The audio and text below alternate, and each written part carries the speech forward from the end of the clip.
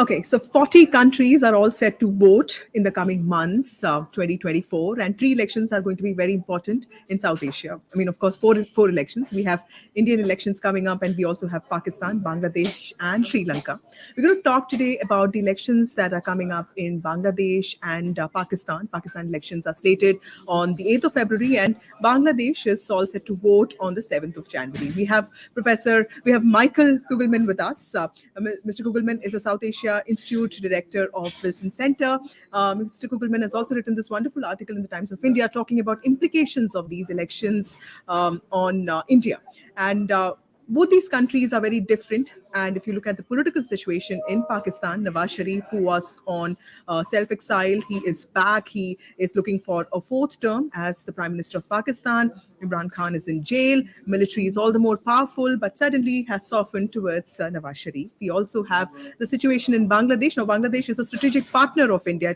The situation is very different, as compared to the relationship that India has with Pakistan. In Bangladesh, Sheikh Hasina is looking for the fourth consecutive term, but she belongs to Awami League. Awami League and the BJP share a very cordial relationship, but we also have the BNP accusing the ruling party Awami League of not being able to conduct fair elections. There are demands of a caretaker government. So a lot of this is happening both in Pakistan and Bangladesh. Mr. Kugelman, you've written this wonderful article. Tell us, your opening remarks on what is the political situation right now in Bangladesh and also in Pakistan, also with this whole military and courts playing an important role in the electoral outcomes. Yeah, so thank you for having me, and thank you for reading the article. It's always good to know someone's reading. Indeed, both Bangladesh and Pakistan are experiencing what I would describe as an especially volatile political moment, where politics are incredibly polarized. Polarization has poisoned politics in both Bangladesh and Pakistan. And you're right that these are two very different countries with very different contexts, particularly in terms of their relations with India. But I would argue that there is a very baseline similarity between Bangladesh and Pakistan right now, in that in both cases you have had what one could argue would be the strongest challengers to the incumbent parties or to the recent parties have faced major obstacles. And so in other words, you're going to have major opposition parties facing a lot of challenges returning to power. And of course, in the case of Bangladesh, the main opposition has already decided to boycott. But that's the key similarity, and that you have a case where opposition parties with mass or significant levels of public support face tremendous roadblocks that make it very difficult for them to get to a position of power. Right. Mr. Kugelman, you also talk about conventional wisdom saying that, whatever electoral outcomes are in Bangladesh and Pakistan, it may not really impact India, but that may also not be true. Our foreign minister for external affairs, Mr. Jaishankar, has always talked about dehyphenation. And he said that, finally India is being talked about without, people talking about Pakistan. So, but still, would you say that Nawaz Sharif would be a better person to deal with in Pakistan?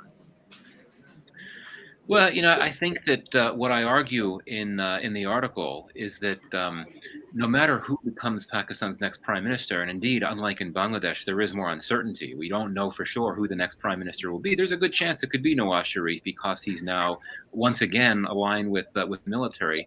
But I argue in the article that whoever becomes the next prime minister, on one level, it should not be a bad thing for India in the sense that whoever becomes the next prime minister and that government will be, at least initially, aligned with the military in Pakistan. And I would argue that at this point in time, the Pakistani military is not at all keen to try to stir up trouble with India just because it wants to focus on economic recovery. Now, we can't rule out possible trouble later, and we can get to that.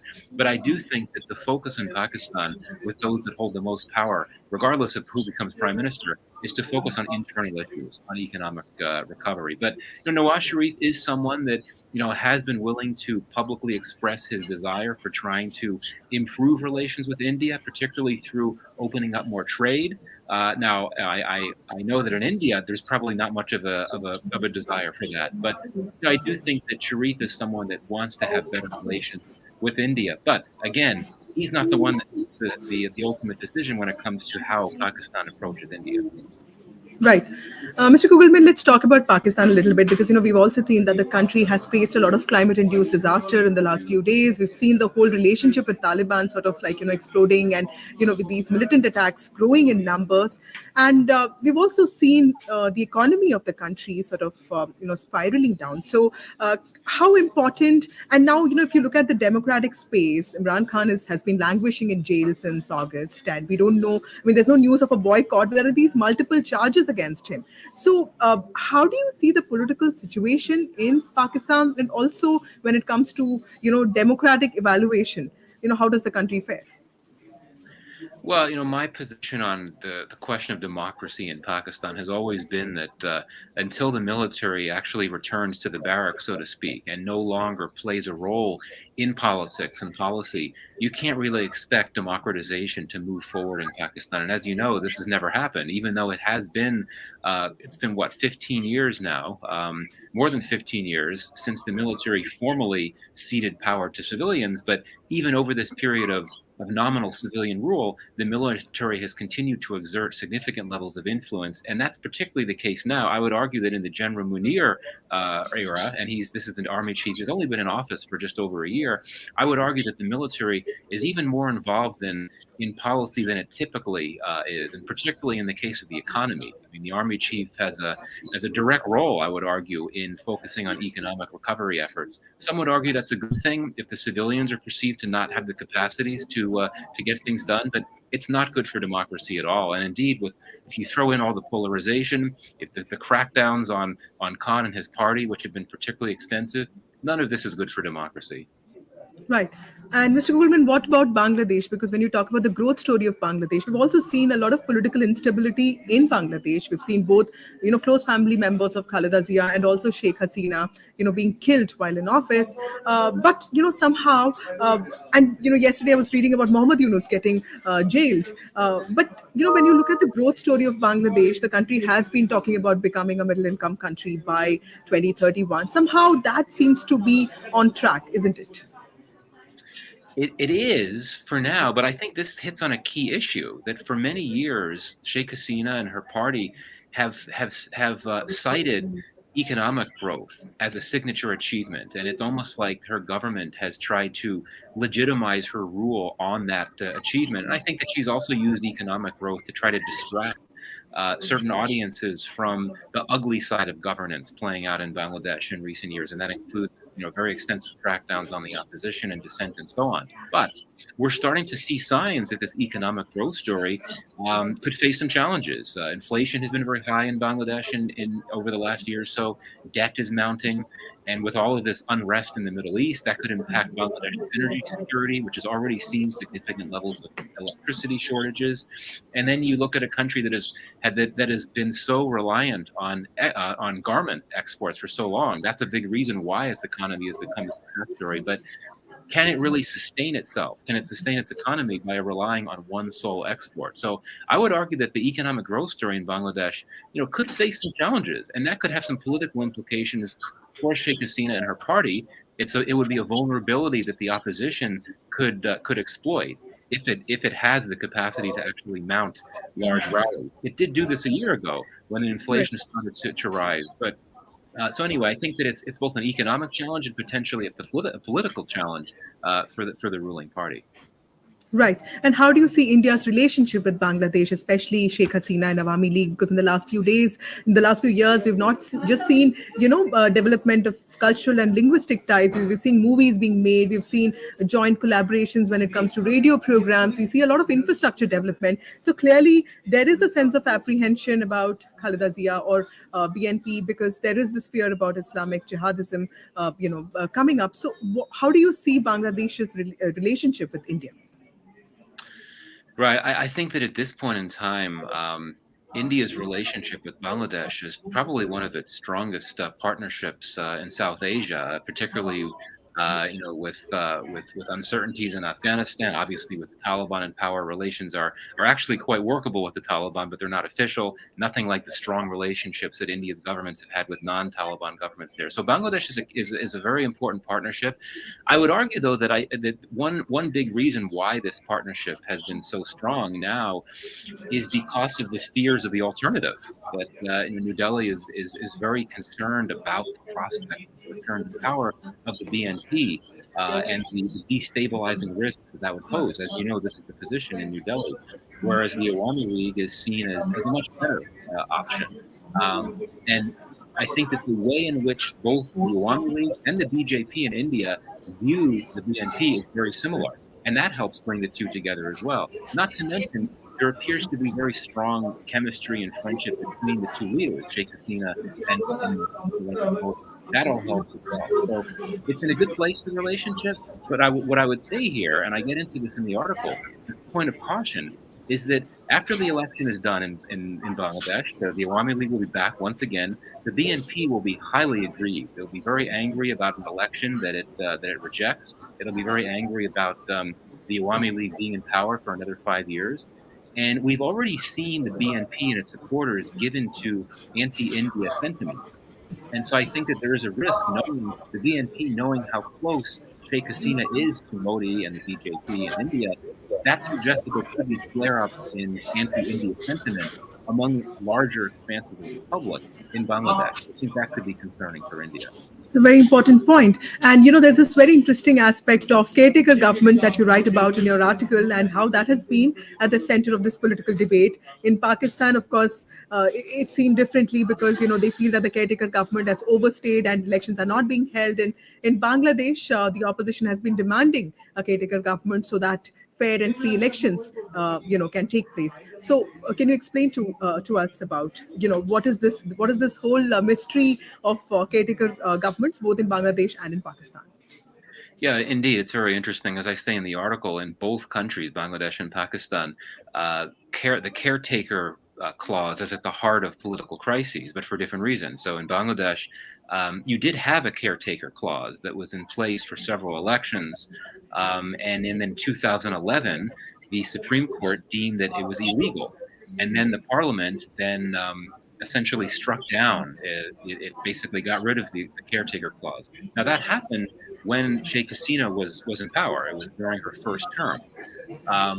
So there has not been a caretaker clause, but the opposition has said that there can't be free elections in Bangladesh unless you bring the caretaker clause back to allow for a neutral government to oversee the elections. And the interesting thing is that the Awami League has said, no, we can't do that because it's unconstitutional, which is true. And yet the reason why it's unconstitutional is that it was removed during the term of Sheikh Hasina and the Awami League. They wanted to do away with it. In Pakistan, it's very interesting because you have a caretaker government. It's been there for quite some time. A caretaker government is in place right now, but it's a point of tension because the opposition is very unhappy with it. It believes that the caretaker government, the current one, is essentially being stage managed by the military, which is not unusual with caretaker governments in Pakistan. But that's especially the case now, according to the opposition, just because the military is so present everywhere these days in Pakistan. The opposition in Pakistan also is unhappy with the caretaker because it has overstayed its constitutional term. It's supposed to be in power only for 3 months before elections, but it's been more than that. So it's messy. What it comes down to in both cases, the caretaker issue, it's become a tension point because in both countries, the powers that be want to be able to hold on to power as long as they can. Right. Mr. Kugelman, you also talk about the possibility of, maybe both the parties in Pakistan not being able to reach a majority mark. What happens in that, situation? And also, what is the power of mass mobilization when it comes to the opposition parties, both in Bangladesh and Pakistan? Do you see a chance for either of them? Right. So in both countries, it's been much more difficult for the parties to mobilize just because of all the crackdowns. Though I would argue that this is particularly the case in Bangladesh right now. Ever since the end of October, when you had opposition protests that turned violent, the government in Bangladesh has really ramped up the crackdowns to the point that most senior BNP leaders are now in jail. Um, But let's remember, about a year ago, when many people thought the BNP was pretty much finished, that it had been cut down to size so much it couldn't muster any type of mobilization, it did. It had a series of large rallies in opposition to rising inflation and to the policies of the BNP. So don't rule out the BNP's possibility of mounting mobilizations down the road, especially if the economic stress continues. In Pakistan, we have seen PTI been able to mobilize, particularly in KPK province, where it has a particularly strong degree of strength, so to speak. Um, but and you have it's the same thing in Pakistan in that most PTI leaders are in jail or they've been pressured to quit politics or join other parties. But we have seen the party continue to be able to mobilize. But I do think that in both cases, fear will be a major factor. I think in both cases, you have these parties that are trying to conserve whatever resources they have. They want to keep their remaining senior people out of jail, and people are afraid about getting hurt, if not killed. Quite frankly, Yeah. I think that's something that could limit the prospects for at least immediate term mobilization. Okay, Mr. Kugelman, do you also have any views on Sri Lankan elections that are coming up in September? Now, that's going to happen a while from now, but the island nation, has seen probably its worst economic crisis last year, and we saw Ranil Wickremesinghe becoming the head of the country. So, any thoughts on that? Right. I mean, of course, that's further afield. That's going to happen by September.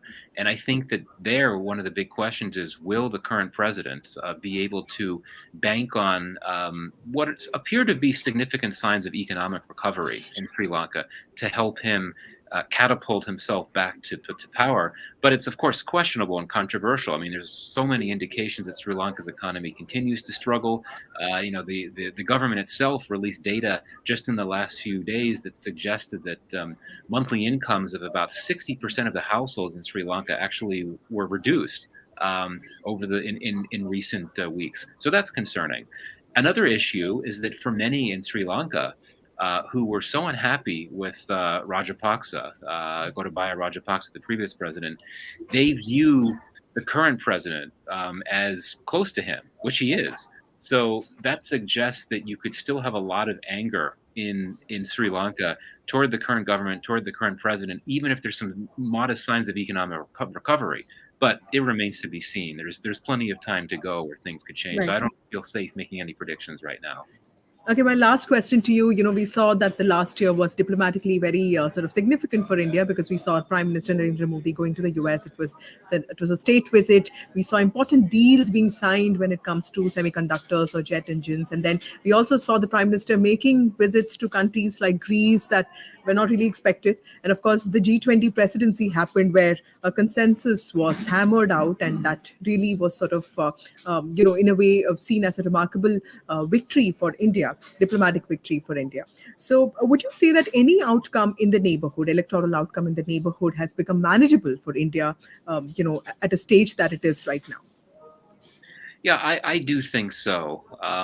India's relations, excluding, of course, Pakistan, India's relations with the region, I would argue, are fair. They range from workable to very good.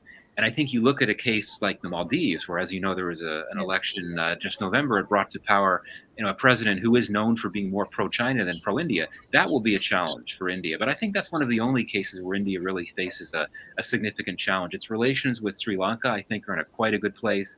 Bangladesh, for sure. Nepal and Bhutan, for the most part, though, as China has become more present and influential in those countries, that's posed a challenge for India. But I would argue that unless you have one of those worst case scenarios that I think I referred to before, where volatile post-election environment in Bangladesh or Pakistan leads to any type of internal unrest, which could conceivably impact India, unless that happens, I think that indeed, no matter what the outcome of these elections in South Asia, and let's not forget, Bhutan has an election too. They have an election next week. Unless there's any type of worst case scenario involving post election unrest in these countries, India will be fine, and it, of course, can focus on its own election, which is just a few months away. Yes, that is the most interesting one for us. Thank you, Mr. Kugelman, for joining us with those insights. Thank you very much. Thanks for having me.